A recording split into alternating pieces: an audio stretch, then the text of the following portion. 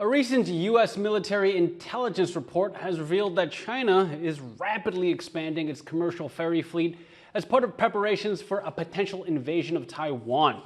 The report, first laid out by the Australian Broadcasting Corporation, says that large Chinese ocean-going ferries have been modified to transport tanks and participate in amphibious operations. In 2022 alone, around 30 Chinese ferries took part in military exercises with China's People's Liberation Army. Taiwanese officials say they see the vessels as evidence of China's expansionist intentions towards Taiwan. To find out more about China's gray zone warfare and its military capabilities, our reporter Alan Liu spoke to Guermantes Lailari from the Institute for National Defense and Security Research.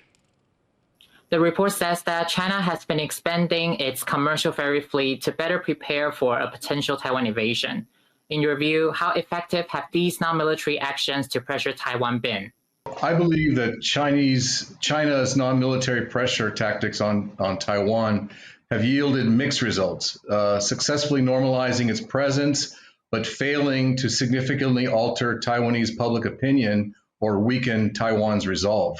If China were to use civilian ferries for military purposes, which is the focus of your question, it would have significant implications under international law, particularly the law of armed conflict, also known as international humanitarian law. This strategy intentionally blurs the line between civilian and military assets, which is a foundational principle of the law of war.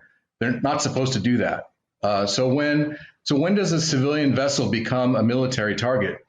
Under the principle of distinction in international law, parties to a conflict must always differentiate between combatants and non-combatants, and between military objectives and civilian objects. Civilian ferries are normally protected objects. However, this protection is conditional.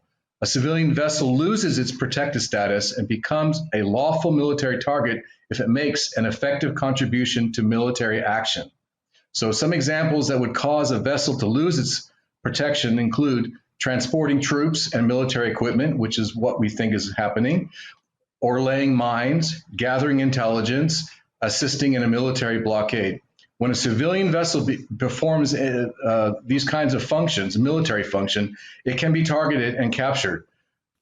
Taiwan's Coast Guard over the weekend reported that 2 Chinese research vessels had illegally entered its water, which suggests an uptick in gray zone activities from China. How do you think Taiwan can better respond? First of all, it can increase its technological upgrades for maritime surveillance. Second, Taiwan needs to develop a legal strategy, much like the Philippines is to document the infractions that China is doing against Taiwan. Taiwan's allies need to come in and say, yes, China is doing this, it's wrong. They need to mount a campaign. Besides all these other things, Taiwan needs to integrate its Coast Guard with its military, with a lot of things so that they work in harmony against Chinese infractions. With all these happening, the Washington Post also reported that Russia has been helping China bolster its air defense capabilities, with China bolstering both its air and naval power. What are some of the major lessons Taiwan can draw from these developments? What China is doing now is developing what we call in the military courses of action. These are ways that